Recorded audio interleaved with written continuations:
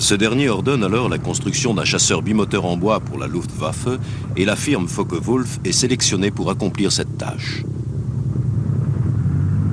La Luftwaffe demande un bimoteur en bois ayant le même rapport poids-puissance que le Mosquito.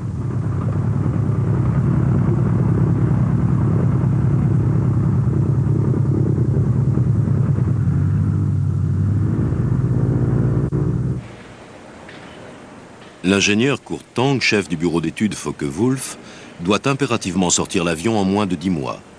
Mais il faut prévoir des presses spéciales qui vont façonner le bois suivant les tolérances étroites qui caractérisent la construction aéronautique. Le plus important pour la réussite du projet est de trouver un moyen de coller les pièces de bois. Il faut un matériau garantissant une robustesse suffisante pour supporter les efforts du décollage et des grandes vitesses.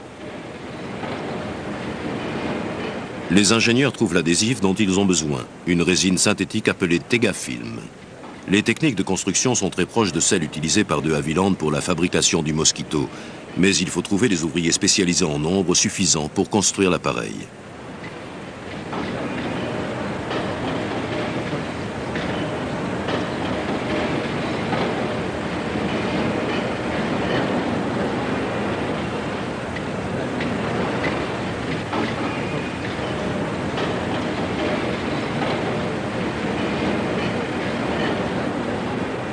L'incitation à construire rapidement le FW-154 vient du commandant en chef de la Luftwaffe, Göring lui-même, qui est obsédé par ce projet.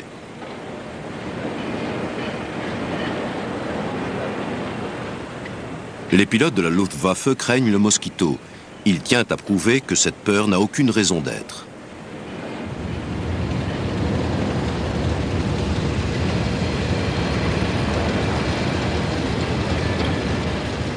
Il veut un appareil aussi rapide, capable d'exceller dans le même type de mission, la chasse de nuit, et de se transformer en un prédateur efficace de son modèle anglais. Göring a toujours exigé des avions pouvant effectuer 2 types de missions. C'est pourquoi les performances de presque tous les chasseurs bombardiers de la Luftwaffe sont handicapées par ces compromis. Kurt Tank accepte cependant de concevoir une machine capable de performances aussi contradictoires.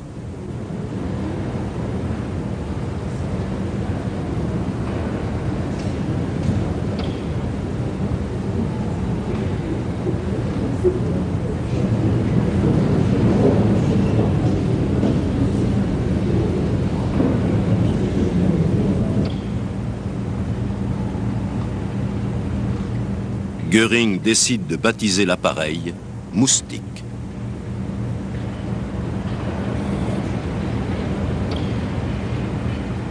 En principe, la version de bombardement doit être produite en priorité, mais les raids de nuit de la RAF imposent de sortir d'abord la version de chasse de nuit. Tank supervise étroitement toutes les phases de la construction.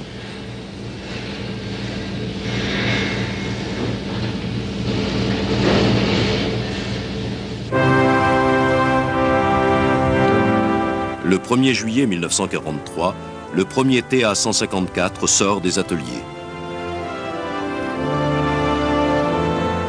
Sa surface lisse sans aucun rivet laisse présager d'un excellent potentiel de vitesse et d'agressivité.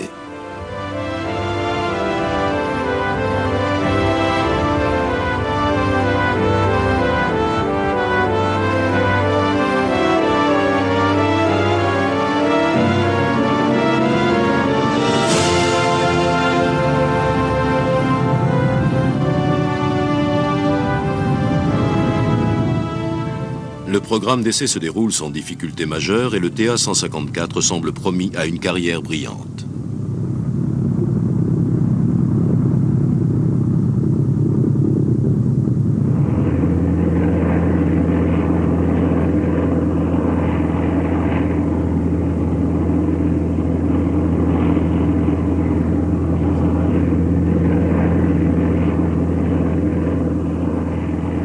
Mais c'est compter sans le hasard qui va porter un coup fatal au TA-154.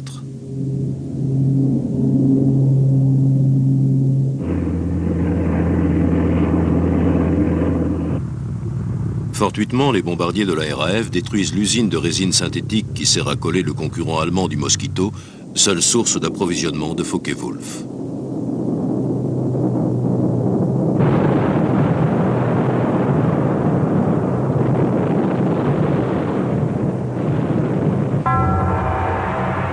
On essaie une autre résine, mais elle attaque les parties en bois de l'avion.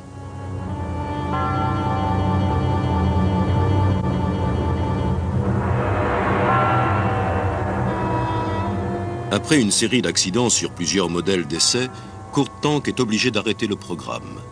Göring l'accuse alors de trahison et le traduit en justice. Mais même le puissant commandant en chef de la Luftwaffe ne peut imposer ses volontés à la cour. Kurt Tank est acquitté et le projet TA-154 abandonné. Malgré l'échec de l'appareil de Focke-Wulf, la Luftwaffe dispose d'un autre chasseur de nuit. Le Heinkel HE-219 est en production. Même si le TA-154 est un incontestable succès technique, il n'aurait pu répondre au souhait d'Hitler de donner plus de capacité offensive aux intercepteurs. Une fois les problèmes de production résolus, il n'aurait probablement jamais été construit en série.